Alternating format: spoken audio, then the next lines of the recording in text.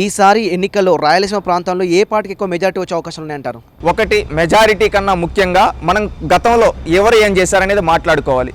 గతంలో 2004 నుంచి ఇప్పుడు మొన్న జరిగిన 2019 ఎన్నికల వరకు ప్రతి ఎన్నికల్లో జగన్మోహన్ రెడ్డి గారి కుటుంబానికి రాయలసీమ ప్రజలు మెజారిటీ ఇవ్వడం జరిగింది.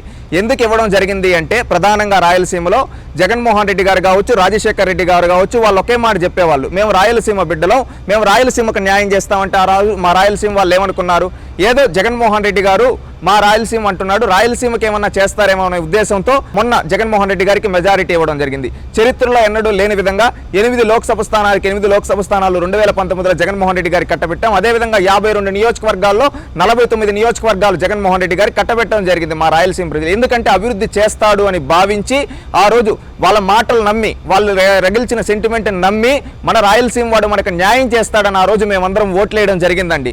ఓట్లేయడం జరిగిన తర్వాత మమ్మల్ని దగా చేశారు. దగా చేశాడని ఎందుకంటూ ఉన్నామంటే గతంలో మేము మెజారిటీ ఇవ్వకపోయినా కానీ గత పాలకులు ఏం చేశారు, మేము అంత మెజారిటీ ఇచ్చిన జగన్మోహన్ రెడ్డి ఏం చేశాడు అనేది మన రాయలసీమ ప్రజలు ప్రతి ఒక్కరూ యువత ముఖ్యంగా తెలుసుకోవాల్సిన బాధ్యత ఉంది. రాయలసీమ ప్రాంతానికి జగన్ రెడ్డి చేసిన అభివృద్ధి ఏమీ లేదంటారా మీరు? ఒకటి, అభివృద్ధి ఏమీ లేదు అంటే మనం కంపేర్ చేసుకోవాలి ఎప్పుడు కానీ. గత పాలకులు ఏం చేశారు, ఈయన ఏం చేశాడు, గత పాలకులకు మనం ఏమి ఇచ్చాం, ఈ పాలకులకు మనం ఏమి ఇచ్చాం, గతంలో పాలకులు ఏ విధంగా చేశారు, ఈయన ఏ విధంగా చేశాడు అనేది మనం చూడాల్సిన బాధ్యత ఉంది. నిష్పక్షపాతంగా ఒకసారి మనం ఆలోచిస్తే రాయలసీమలో 2004 కావచ్చు, 2009 కావచ్చు, 2014 కావచ్చు, 2019 అంటే 4 ఎలక్షన్లో రాజశేఖర్ రెడ్డి గారికి, జగన్మోహన్ రెడ్డి గారికి మన రాయలసీమ ప్రజలు మెజారిటీ ఇచ్చారు. వాళ్ళు మన ప్రాంతంలో ఎన్ని ఇరిగేషన్ ప్రాజెక్టులు కంప్లీట్ చేశారు చెప్పే దమ్ముందా?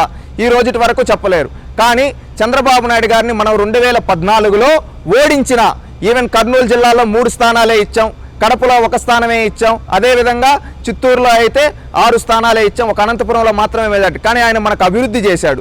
ఏ విధంగా ఈ మాట నేను చెప్తూ ఉన్నానంటే గతంలో ఇరిగేషన్ ప్రాజెక్టుల కోసం జగన్మోహన్ రెడ్డి గారు ఎంత ఖర్చు పెట్టారు, చంద్రబాబు నాయుడు గారు ఎంత ఖర్చు పెట్టారు ఒక్కసారి చూద్దాం. తెలుగుదేశం పార్టీ 12,441 కోట్ల రూపాయలు తెలుగుదేశం పార్టీ ఇరిగేషన్ ప్రాజెక్టుల కోసం 2014 నుంచి 19 వరకు ఖర్చు పెట్టింది. జగన్మోహన్ రెడ్డి గారు ఎంత ఖర్చు పెట్టారంటే ఈ 5 ఏళ్లలో కేవలం 2011 కోట్లు మాత్రమే ఖర్చు పెట్టాడు. మనం రాయలసీమలో మెజారిటీ ఇవ్వకపోయినా కానీ మన ప్రాంతానికి నీళ్లు ఇవ్వాలని ఆ రోజు చంద్రబాబు నాయుడు గారు 12,000 కోట్లు ఖర్చు పెడితే మనం మెజారిటీ ఇచ్చి క్లీన్ స్వీప్ గా అతనికి మొత్తం ఎత్తుకొని పెడితే జగన్మోహన్ రెడ్డి కేవలం 2,000 కోట్లు ఖర్చు పెట్టాడంటే అది మన సీమకు చేసిన ద్రోహం కాదా? ఆలోచించండి రాయలసీమలోని రైతులారా. ఇంకొకటి, ఇరిగేషన్ ప్రాజెక్టులు ఆ రోజు చంద్రబాబు నాయుడు గారు నదుల అనుసంధానం చేస్తే రాయలసీమలో ప్రతి ఎకరాకు నీళ్లు ఇవ్వచ్చు, రాయలసీమను సస్యశ్యామలం చేయొచ్చని ఆ రోజు అనేక ప్రాజెక్టులకు శ్రీకారం చుట్టడం కావచ్చు. అదేవిధంగా ముఖ్యంగా గోదావరి, కృష్ణా, పెన్నా నదులను అనుసంధానం చేస్తే రాయలసీమ దాహర్తిని తీర్చొచ్చని ఆ రోజు చంద్రబాబు నాయుడు గారు మొదలుపెట్టారు. దాన్ని జగన్మోహన్ రెడ్డి గారు ఎందుకు పూర్తి చేయలేదు? దానికి సమాధానం చెప్పమనండి. అదేవిధంగా జగన్మోహన్ రెడ్డి గారు వచ్చిన తర్వాత 102 ప్రాజెక్టులు ప్రీ క్లోజర్ ఎందుకు చేశారు? దానికి సమాధానం చెప్పమనండి. అదేవిధంగా రాయలసీమలో ముఖ్యంగా కడప జిల్లాలో జగన్మోహన్ రెడ్డి గారు సొంత జిల్లాలో కనీసం పింఛా నది పైన అక్కడుండే ఆనకట్టని కనీసం మెయింటైన్ చేయలేక కొట్టుకోబోయాయి. దాన్ని ఈ రోజు వరకు పట్టించుకోలేదు. అదేవిధంగా అన్నమయ్య డ్యామ్ కొట్టుకోబోయాయి. దాని గురించి అక్కడ ఎంతో మంది ప్రాణాలు కోల్పోయారు. దానివల్ల 6,000 కోట్ల నష్టం. దాని గురించి ఇప్పటి వరకు స్పందించలేదు ఎవరు? ఈ ముఖ్యమంత్రి తన సొంత జిల్లాలో జరిగితే. దాన్ని ఆలోచించే మనం వాళ్ళకే కదా మెజారిటీ ఇస్తున్నాం. తెలుగుదేశంకి ప్రతిసారి 1 స్థానమే కదా ఇచ్చింది. 9 స్థానాలు ఇస్తూ ఉంటే వాళ్ళు ఏంది గాలి కుదిలేశారు. ఈ రోజు గతంలో చంద్రబాబు నాయుడు గారు కావచ్చు, ఎన్టీ రామారావు గారు కావచ్చు, రాజశేఖర రెడ్డి గారు కావచ్చు, జగన్మోహన్ రెడ్డి గారు కావచ్చు, ఏం చేశారు ఇరిగేషన్కి?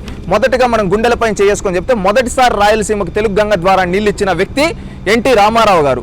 ఆ తర్వాత దాన్ని కంటిన్యూ చేసిన వ్యక్తి చంద్రబాబు నాయుడు గారు. గతంలో రాజశేఖర రెడ్డి గారు కూడా జలయజ్ఞం పేరిట అది ధనయజ్ఞంగా మారిందని ఆరోపణలు ఉన్నాయి. గతంలో 2014 నుంచి 19 వరకు తెలుగుదేశం పార్టీ మొదలుపెట్టిన ప్రాజెక్టులు జగన్మోహన్ రెడ్డి గారు ఎందుకు గాలి కుదిలేశారు? గతంలో తెలుగుదేశం పార్టీ 2014 నుంచి 19 వరకు కర్నూలు జిల్లాలో మొచ్చిమరి ఎత్తిపోతల పథకం కావచ్చు, సిద్ధాపురం ఎత్తిపోతల పథకం కావచ్చు, ఇవన్నీ కంప్లీట్ చేశాయి. ఈ రోజు ఆవుకు టన్నల్ కావచ్చు, గండుకోట రిజర్వాయర్ కావచ్చు, గాలేరు నగరి సుజల స్రవంతి కావచ్చు, అదేవిధంగా తెలుగు గంగ ఆయకట్ట విస్తీర్ణం కావచ్చు, కుప్పం బ్రాంచ్ కాలువ కావచ్చు, అడవిపల్లి రిజర్వాయర్ కావచ్చు, చిప్పల్లి స్టోరేజ్ ట్యాంక్ కావచ్చు, అదేవిధంగా ఆంధ్రనివాస్ సుజల స్రవంతి కావచ్చు, సోమశీల స్వర్ణమంకి లింక్ కెనాల్ కావచ్చు, మల్లెమడుగు రిజర్వాయర్ కావచ్చు, వేణుగోపాల్ నగర్ రిజర్వాయర్ కావచ్చు, శ్రీ బాలాజీ రిజర్వాయర్ కావచ్చు, మారాల్ రిజర్వాయర్ కావచ్చు, చెర్లోపల్లి రిజర్వాయర్ కావచ్చు, మడకసెర బ్రాంచ్ కాలువ కావచ్చు, అదేవిధంగా గుంతకల్లి బ్రాంచ్ కెనాల్ కావచ్చు, జీడిపల్లి పేరూరు బ్రాంచ్ కెనాల్ కావచ్చు, బనకచెర్ల హెడ్ రెగ్యులేటర్ కావచ్చు, పులికమ్మ లిఫ్ట్ కావచ్చు, పులకొత్తి లిఫ్ట్ కావచ్చు, గుండ్రేవుల కావచ్చు, వేదవతి లిఫ్ట్ కావచ్చు. వీటన్నిటిలో కనీసం ఈ ప్రాజెక్టులన్నింటిలో కనీసం మెయింటెనెన్స్ చేయలేకపోయిన వ్యక్తి జగన్మోహన్ రెడ్డి గారు కాదా? అవుటి పనుల్ని కొన్ని తెలుగుదేశం హయాంలో 80% 90% కంప్లీట్ అయిన ప్రాజెక్టులను కూడా కంప్లీట్ చేయలేకపోయింది జగన్మోహన్ రెడ్డి గారు కదా. ఈ విధంగా మన ఇరిగేషన్ ప్రాజెక్టుని నాశనం చేసేశాడు. గతంలో తెలుగుదేశం పార్టీ హయాంలో మన రైతుల కోసం, రాయలసీమ రైతుల కోసం చంద్రబాబు నాయుడు గారు నీళ్ళు ఇవ్వడమే కాకుండా డ్రిప్ ఇచ్చాడు. ఆ డ్రిప్ పైన 90% సబ్సిడీ ఇచ్చాడు. దాని విధంగా మన రాయలసీమలో ఎంతో మంది రైతుల జీవితాలు బాగుపడ్డాయి. అదేవిధంగా ఒక రాయలసీమను ఒక ఉద్యానవనం హబ్గా తయారు చేయాలని ఆ రోజు మనం మెజారిటీ ఇవ్వకపోయినా కానీ మన రైతులకు అందరికీ డ్రిప్ ఇచ్చాడు. మీరు పంటలు పండించండి, ఆ పంటలు మేము ప్రపంచానికి ఎక్స్పోర్ట్ చేస్తామని ఆ రోజు చంద్రబాబు నాయుడు గారు చెప్పారు. మన సీమ బిడ్డ అయిన జగన్మోహన్ రెడ్డి గారు డ్రిప్ పైన సబ్సిడీ ఎందుకు ఎత్తేసాడు? డ్రిప్ ఈ రోజు కనీసం ఎవరికి ఎందుకు ఇవ్వలేదు? ఒక్కసారి ఆలోచించండి రాయలసీమ ప్రజల్లారా, జగన్మోహన్ రెడ్డి గారు ఏ విధమైన మోసం చేశారు. అదేవిధంగా మనం ఇంకా మాట్లాడుకుంటూ పోతే అభివృద్ధి గురించి ఎవరేం చేశారు? ఇరిగేషన్ ప్రకారంగా చూసుకుంటే జగన్మోహన్ రెడ్డి గారు మనకు ద్రోహం చేశారు. అది క్లారిటీ కనబడుతూ ఉంది స్టాటిస్టిక్స్లో. మనం ఇంత మెజారిటీ ఇచ్చినా మనల్ని పట్టించుకోలేదు. అది ఎందుకోసమో ఆయన విజ్ఞతకే వదిలేస్తూ ఉన్నాం. జగన్ సీఎం అయ్యాక రాయలసీమ యువతను ఎంత మేరకు అభివృద్ధి చేశాడు, వారిని ఆదుకున్నారు. ఉద్యోగాల పరంగా కావచ్చు, ఉపాధి హామీ ఇవ్వడం వల్ల కావచ్చు. ఒకప్పుడు జగన్మోహన్ రెడ్డి గారు రాయలసీమను నేను అన్ని విధాలుగా అభివృద్ధి చేస్తా, యువతకు ఉపాధి ఉద్యోగ అవకాశాలు కల్పిస్తాను జగన్మోహన్ రెడ్డి గారు చెప్పారు. ఈ రోజు ఏం చేశారు? రాయలసీమలోనే ఉండే యువత మనం సీమ బిడ్డలం అని చెప్పి మీసాలు తిప్పి డైలాగులు చెప్పుకుంటూ తొడలు కొట్టుకోవడం ఇలాంటివి కాదు. ఒక్కసారి మనసు పెట్టి ఆలోచిద్దాం. మన రాయలసీమకు ఎవరు న్యాయం చేశారు? ఒక్కసారి నిస్వార్థంగా గుండెలపైన చేపెట్టుకొని ఆలోచిద్దాం. ఎందుకంటే మనకు ఒక్కరోజు భోజనం పెడితేనే విశ్వాసంతో ఉండాలంటారు. అలాంటిది మనకి ఎవరు ఉపాధి కల్పించారో, మన సీమకి ఎవరు న్యాయం చేశారు ఇన్నేళ్లలో అనేది ఒక్కసారి ఆలోచిద్దాం. ఇప్పుడు నేను జిల్లాల వారీగా అభివృద్ధి చెప్తానండి. తెలుగుదేశం పార్టీ ఏం చేసింది, జగన్మోహన్ రెడ్డి గారు ఏం చేశారు. నేను ఇప్పుడు చెప్పేది తెలుగుదేశం పార్టీకి మెజారిటీ ఇవ్వాల రాయలసీమలో. కానీ తెలుగుదేశం పార్టీ ఏం చేసింది తెలుసా?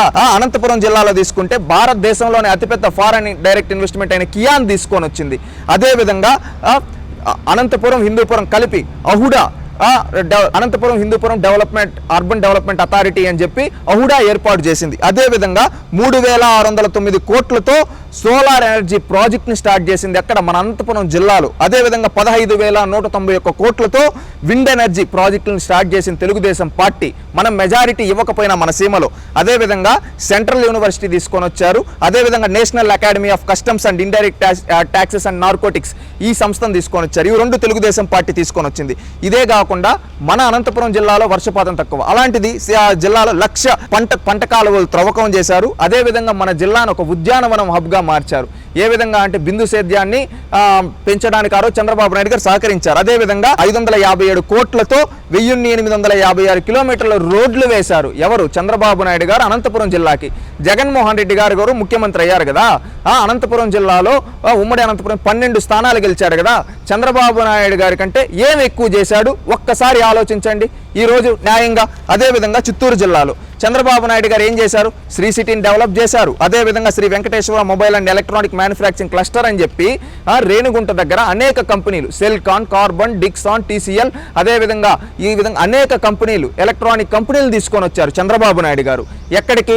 చిత్తూరు జిల్లాకి. అదేవిధంగా జిల్లాలో హాంద్రీ నీవా జలాలను తీసుకొని వచ్చాడు. అదేవిధంగా పేదలకు 74,908 ఇల్లు కట్టించాడు చిత్తూరు జిల్లాలో.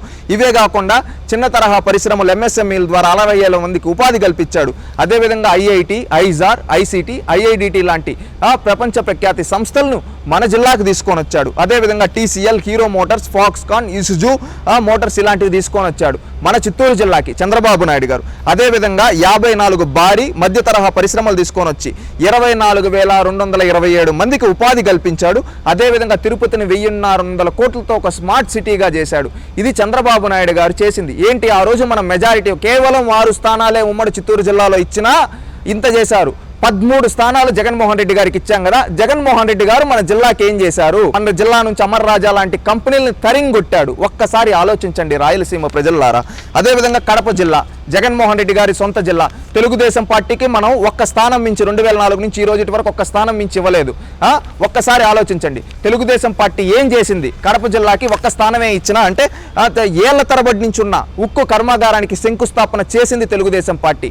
గతంలో రాజశేఖర్ రెడ్డి గారు కావచ్చు, నేడు జగన్మోహన్ రెడ్డి గారు కావచ్చు, ఆ ఉక్కు కర్మాగారాన్ని కనీసం పట్టించుకోలేదు. జగన్మోహన్ రెడ్డి గారు 2 సార్లు శంకుస్థాపన చేశాడు కానీ కనీసం పట్టించుకోలేదు ఆ ఉక్కు కర్మాగారాన్ని. ఒకప్పుడు ఏమన్నాడు పాదయాత్రలో? ఉక్కు కర్మాగారం తెస్తా, అంతా కడప జిల్లాలో యువతకంతా ఉపాధి ఉద్యోగ అవకాశాలు కల్పిస్తా అన్నాడు. 5 ఏళ్లు నువ్వు ముఖ్యమంత్రిగా ఉన్నావు, ఎందుకు ఉక్కు కర్మాగారం పూర్తి చేయలేకపోయావు జగన్మోహన్ రెడ్డి అని కడప జిల్లా యువత నిన్ను అడుగుతూ ఉన్నారు. దీనికి సమాధానం కడప జిల్లా యువత ఒక్కసారి గుర్తు చేసుకొని ఆలోచించండి. అదేవిధంగా మన జిల్లాలో ముఖ్యంగా ముస్లిం సోదరులు ఎక్కువ, అందుకని 27 కోట్లు పెట్టి హజ్ హౌస్ నిర్మించాడు ఎవరు? మన చంద్రబాబు నాయుడు గారు. అదేవిధంగా 130 కోట్లతో ఒంటిమిట్ట రామాలయాన్ని అభివృద్ధి చేశారు భద్రాచలంకి దీటుగా. అదేవిధంగా గండికోట టూరిజం అభివృద్ధి చేశారు. ఏ విధంగా అంటే ఒకప్పుడు గ్రాండ్ కెన్యన్ అనేది అమెరికాలో ఉంది, అలాంటి విధంగా చూసేదనుకుంటుందని గండికోటను దాని స్థాయిలో ప్రపంచ స్థాయిలో అభివృద్ధి చేసిన వ్యక్తి ఎవరు? మన చంద్రబాబు నాయుడు గారు.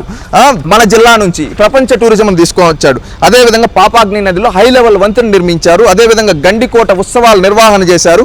పులివెందలకు కూడా సాగునీరిచ్చిన చరిత్ర తెలుగుదేశం పార్టీది. ఆవుకు టెన్నెల్ ద్వారా గండికోట, మైలవరం, చిత్రావతి, పైడిపాలెం జలాశయాలకు నీళ్లు అందించారు. ఇది చంద్రబాబు నాయుడు గారు చేసింది. కడప జిల్లాకి ఒక్క స్థానమే ఇచ్చినా ఆ రోజు చంద్రబాబు నాయుడు గారు నాకు వీళ్ళు మెజారిటీ ఇవ్వలేదే అని పక్కన పెట్లా అభివృద్ధి చేశాడు. అది చంద్రబాబు నాయుడు గారి తీరు. అదేవిధంగా కర్నూలు జిల్లాకు తీసుకుంటే మన చంద్రబాబు నాయుడు గారికి గతంలో 3 స్థానాలే ఇచ్చినా ఆయన ఏం చేశాడో ఒక్కసారి ఆలోచించండి ప్రజలారా.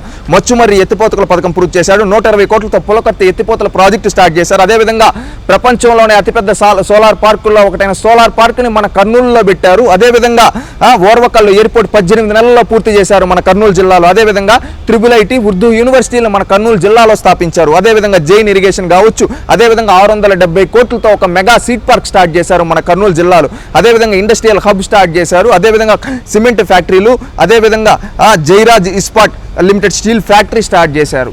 ఇవన్నీ చంద్రబాబు నాయుడు గారికి ఆ రోజు మనం 3 స్థానాలే ఇచ్చినా ఇవన్నీ అభివృద్ధి చేశారు. ఎవరు? చంద్రబాబు నాయుడు గారు. జగన్మోహన్ రెడ్డి గారికి 14కి 14 స్థానాలు ఇచ్చాం కదా, జగన్మోహన్ రెడ్డి గారు ఏం చేశారు ఒక్కసారి ఆలోచించండి కర్నూలు జిల్లా యువత. ఎందుకంటే జగన్మోహన్ రెడ్డి గారికి మనం ఇంత మెజారిటీ ఇస్తూ వస్తూ ఉన్నాం. జగన్మోహన్ రెడ్డి గారు మన ప్రాంతానికి చేసిందేంటి? మనం ప్రతిసారి మనవాడు సీమ బిడ్డ అంటూ ఉన్నాడని మనం రెచ్చిపోయి మీసాలు తిప్పుకొని తొడలు కొట్టుకొని ఊహల్లో తేలుతూ వేస్తే ఏం జరిగింది? నాశనం చేశాడు ప్రాంతాన్ని. చంద్రబాబు నాయుడు గారికి మెజారిటీ ఇవ్వకపోయినా అభివృద్ధి చేశాడు. నా బాధ్యత, సీమ బిడ్డగా నాపై బాధ్యత ఉంది. సీమలో ప్రతి ఎకరాన్ని సస్యశ్యామలం చేయాలి.